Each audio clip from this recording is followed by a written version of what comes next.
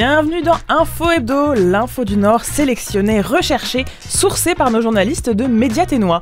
Chaque semaine, ils vous expliquent les sujets qui ont fait l'actualité.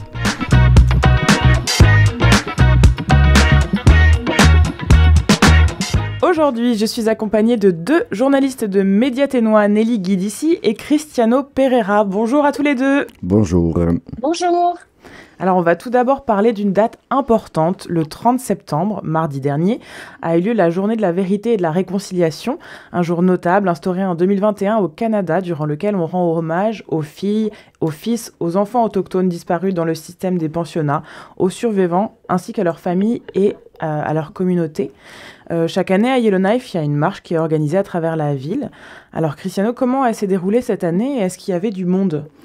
Oui, il y avait en fait beaucoup de monde. Je pense l'organisatrice, en fait, Kathleen White-Keys. J'ai parlé avec elle et elle m'a dit que la participation avait doublé par rapport aux années précédentes. Elle ne m'a pas donné un numéro exact, mais moi-même j'étais un peu surpris avec la quantité du monde parce que c'était vraiment beaucoup de monde. T'as évalué à peu près à combien de personnes, toi ? Moi, je dirais entre 1000, 1200 peut-être, oui. Oui, c'était des larges centaines de personnes. D'accord.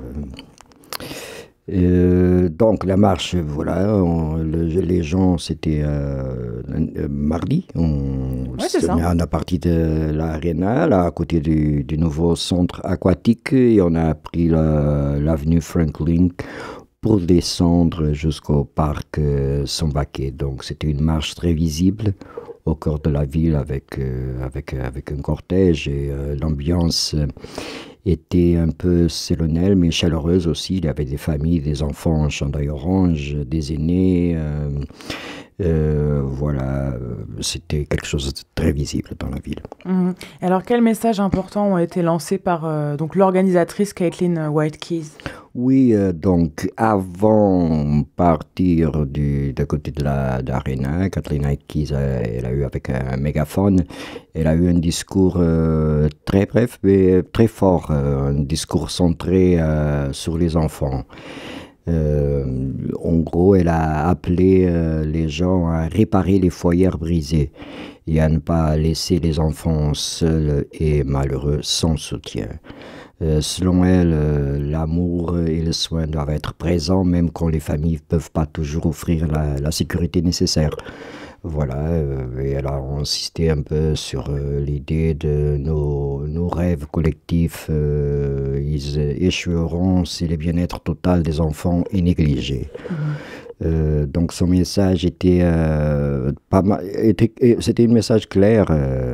Donc la réconciliation doit se traduire par des gestes concrets pour protéger les enfants, parce que ce sont les enfants qui portent l'avenir.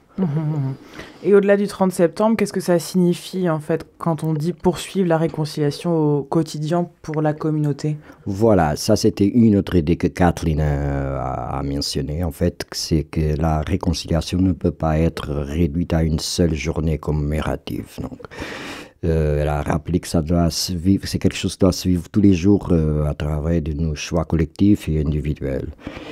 Et donc, concrètement, ça veut dire mieux accueillir, mieux accompagner les enfants dans nos écoles, soutenir les familles et les communautés, mais aussi assurer que les appels à l'action de la Commission de vérité et réconciliation soient mis en œuvre par les gouvernements.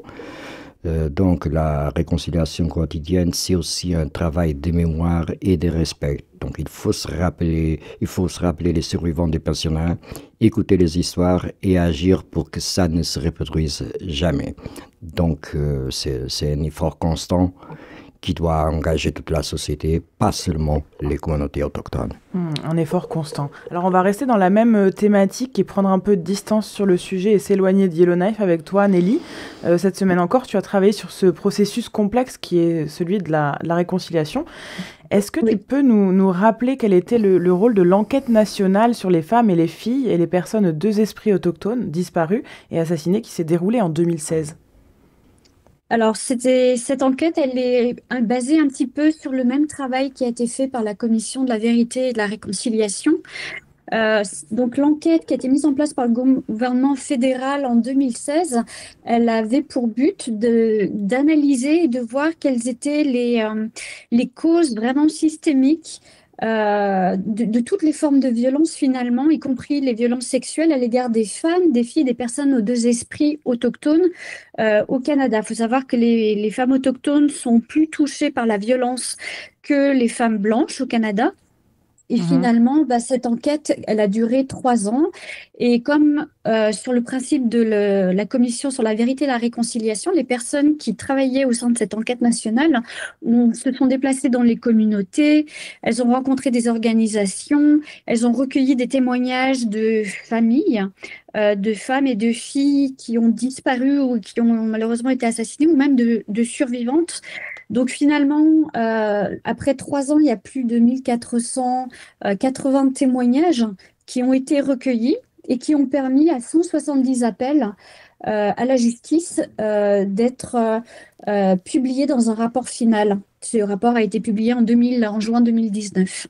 Ok, et alors suite à la publication de ce rapport final et des appels à la justice, quels progrès réels ont été réalisés?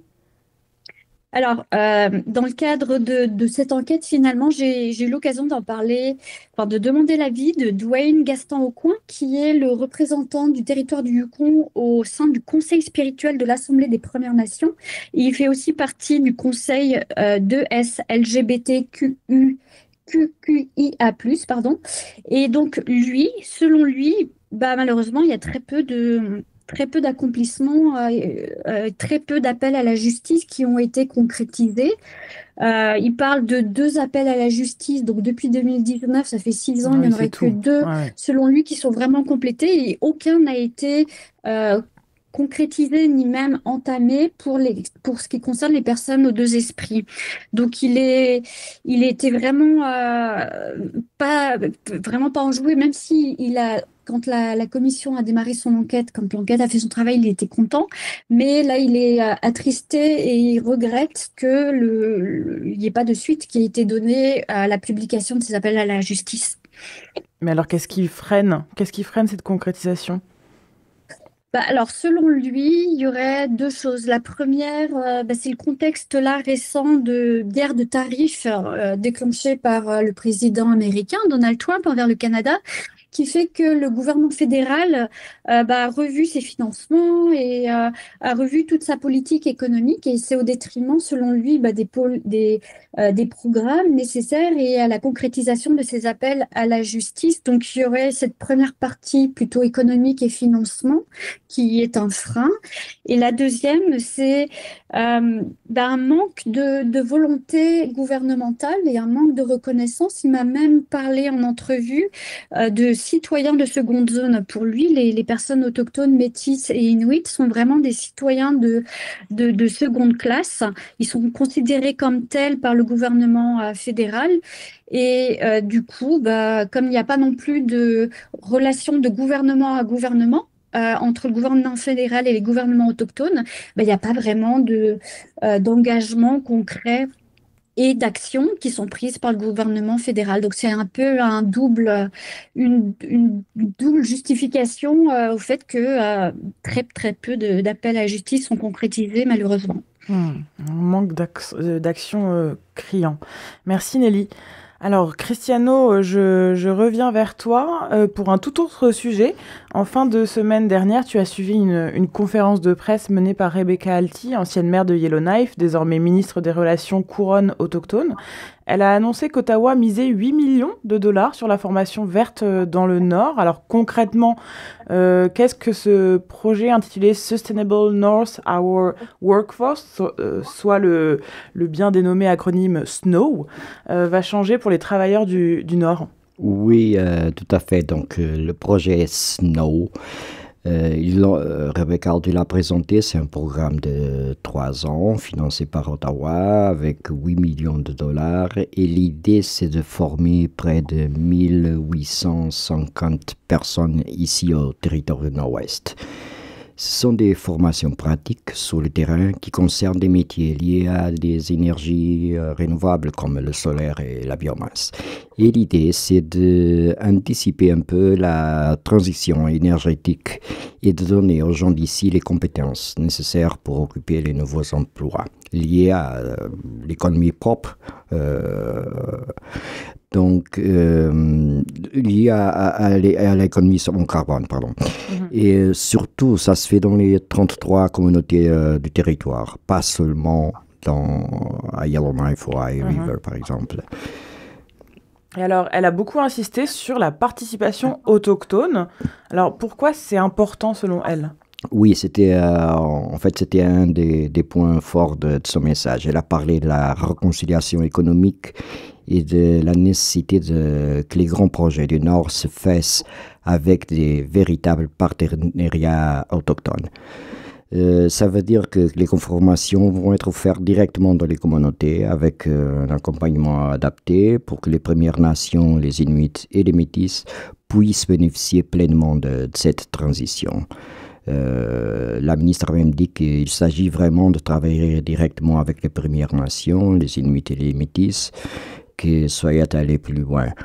En gros, le message, c'est de former localement pour que les retombées économiques restent aussi localement. Et alors, juste, on va parler calendrier. Quand et comment ces formations vont commencer concrètement dans le territoire ? Ce que la ministre Rebecca Alty a dit, c'est que les formations doivent se déployer progressivement au cours des 3 prochaines années. Elle a aussi dit que la mise en œuvre passerait pour des visites dans chacune des 33 communautés pour que les projets commencent à tenir compte des réalités locales. Et les premiers volets devraient concerner l'énergie solaire et la biomasse, qui sont 2 secteurs jugés prioritaires. Ça veut dire que dès la première année, les travailleurs pourront déjà suivre les formations pratiques adaptées aux besoins du marché du travail nordique. Ok, donc à voir comment ça se développe dans les 3 prochaines années. Merci à tous les deux. Merci beaucoup. Merci. Bonne semaine et à la semaine prochaine pour de nouvelles informations. Merci beaucoup. À la semaine prochaine. Vous pouvez retrouver les articles au complet et bien d'autres en accès libre directement sur notre site internet à l'adresse mediatenois.ca. Le fil d'actualité est mis à jour quotidiennement. Pour ne rien louper, n'hésitez surtout pas à vous inscrire également sur notre site à notre infolettre pour recevoir votre journal chaque vendredi dans votre boîte courriel. Et vous pouvez aussi nous suivre sur les réseaux sociaux, sur Facebook, cherchez Fil Info Ténois et sur X, Blue Sky et YouTube, cherchez Média Ténois.